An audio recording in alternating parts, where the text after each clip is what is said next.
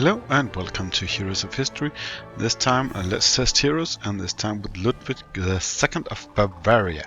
And well, he's a new hero in the recently ended season pass here on beta, so well, he'll soonishly be on live servers, I guess in about a month or so. But let's look into him. He's a defender, he has cavalry units, strong defense actually, and a good amount of hit points, I think. Let's look into his basic stats here. Initial charge 0.4 seconds, regular charge 8 seconds, so not too far apart. Let's see, base damage 496, his melee 64 hits per minute. That's my equipment on him, that speaks there, and well, that looks okay.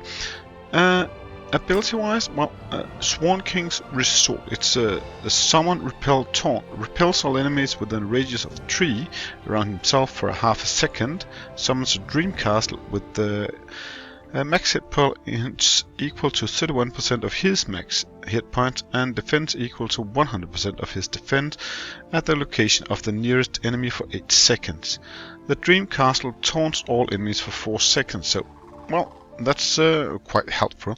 As you can see, it's level 16. That's how far I can get him reasonably with the amount of mastery points I have. So this is how far we can get it. I had a suggestion one of the last videos to push them further, but well, there is only so much mastery points I can gain in a short amount of time. Equipment wise, I have put the Musketeer's set on him and Jackal's Visage, and well, that's also a relic. Mask of Tutankhamun, the second one of those was available, so I gave him that. I'm not sure if it's well, let's just be honest, it's not entirely fitting to him. Well, he has been awoken twice, ability charge initial has been lowered by 1.2 seconds, and the hit points increased by 12%. Furthermore, his defense can be increased by another 12%, hit points another 15%, and defense another 20%. So he'll be a hit point monster with a lot of defense, so he'll be hard to kill if you get him awoken all the way to level 5. So, well, let's go out and test him somewhere, and as usual I'll go to the campaign map and out of this one, and we'll go here and 34/7, and this is one of the latest purely ordinary units that you can fight here. So I'll be doing that. Let's see here, you shouldn't be here, and you should be in exchange with... Where did he hide? That purple one. There he was. And then I need someone like Medusa should be here somewhere. Let's see. There you are. A moment.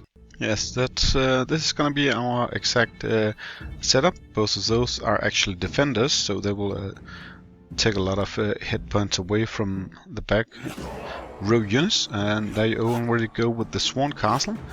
Look upon me, ye mighty. And well, we'll have a Sugar the Great to keep them with hit point for the entire duration of these battles where we tested. And as you can see how fast they're actually pushing back the enemy units, and well, while being pushed away, they're not doing any damage, they're running away. So that's rather helpful, and as you can see, it's also rather often he throws it. It was 3 times in just this one wave, and we got another 2 waves for him to throw it, so they won't be given much pause. As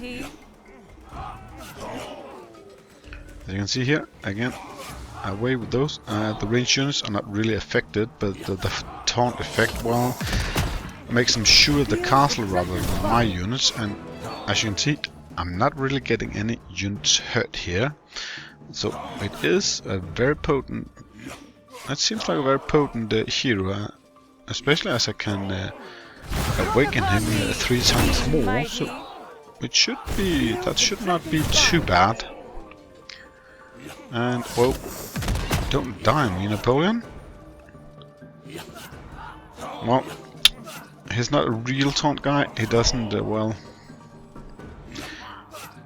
get the the taunts to himself, but he's a bit like Lady Six guy, so throwing something that is taunting your enemies. Let's look how well he did, or lack of same. There we go. I'm not sure that the Swan Castle in itself should be able to actually damage anyone. That seems a bit weird.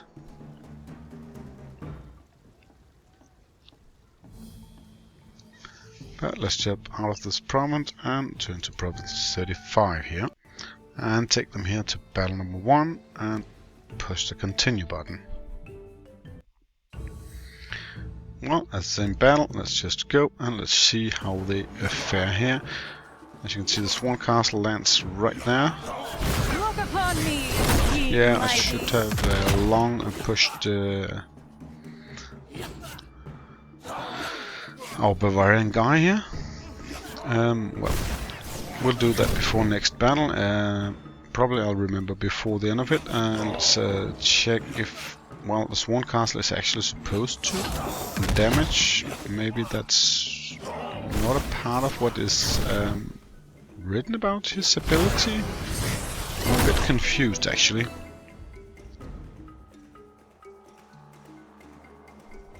Let's see. Well, Napoleon is not really happy about things, and the Swan Castle dies a bit early on. So they'll soon back at him, those people taunted away from him. So, but it seems like it's working okay, actually. Testing with a team with another taunter here. Well, I went 3 stars with all 5 battles, but I couldn't find anyone with further ahead than those last 5 battles we're doing here. That was purely ordinary units, so we'll have to live with this and see if they can. This team can do just as great, or well, Ludwig is a bit worse than the rest. Well, this one certainly seems to be another 3 star, so that's a good thing. Let's see what the battle stats shows in a moment and see if that Swan Castle supposedly still adds damage. Not this time. That's weird. It seems like a high amount of healing Ashoka is giving here, so well, let's look here. What else we got here to fight against? We got here battle number 2, so let's see what how that turns out. Not too many units here in the first wave. The castle is landing, and it's landing nicely. Well, that's nice of you, Napoleon.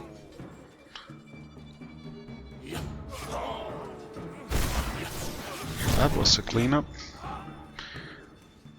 It was good work of Roman keeping this battle well underway. There we go. Let's turn on to the next battles here. Oh, that's wave 2. More or less full health, all of them from the start. Well, not too much longer. And yeah, that castle dies rather fast actually, even though it has quite a lot of hit points when you look at it compared to the other heroes here. And well, that he actually get a lot of extra hit points during the time that will increase its hit points. It's rather, it should be rather good and maybe even better. We were a bit lucky here that he survived actually. Let's see how the battle stats behave this time. And yeah, there was some self-healing there because he actually did die, so good thing with that relic. Let's move on to the 4th battle here, which is actually also the 4th battle here in province number 35 here. And there we go. Let's chart it and see how we are faring, if King Ludwig is actually going to survive. can see in the end how he is, who he has replaced in this formation that could actually do a 3-star in this battle. So it's not too different setups.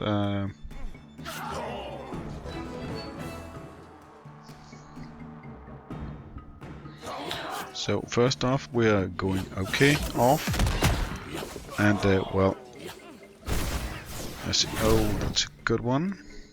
Took out a lot of the enemies here, and yeah. Let's see if we, when we get to the last wave, that we can actually keep this together. It seems to work well right now, at least for now.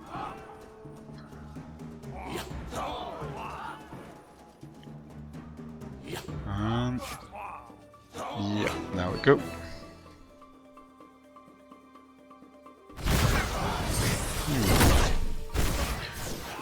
Let's see. I saw there was some. Yeah, there was ability bar moving on that castle. Maybe that was what caused some damage. Though I don't remember. I saw it having an actual ability. Interesting.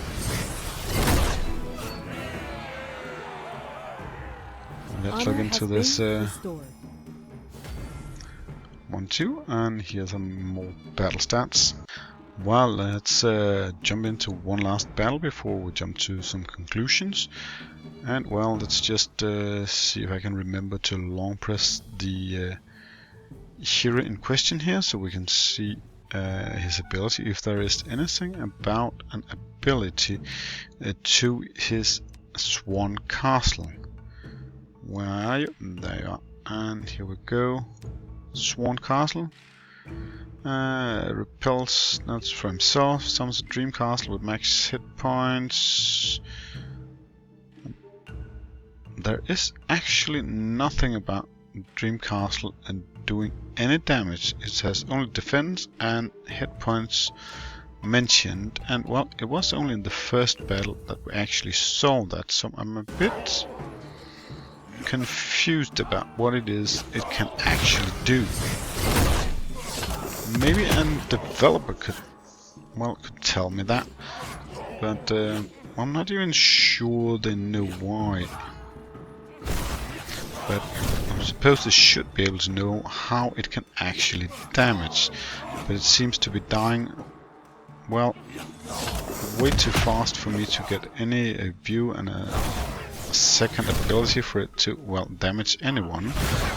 So there is, that's a bit hard to figure out here.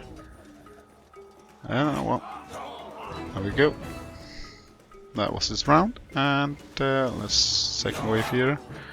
Should be soon over. There isn't too much left, but only a third left of the, well, enemy army, and we have all in favor us. This should be going fairly easy.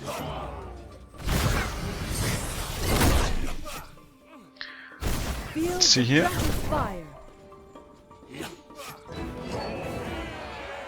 Yes. Well, let's take the last stats out of here and see how that makes us look. Well, there it is again.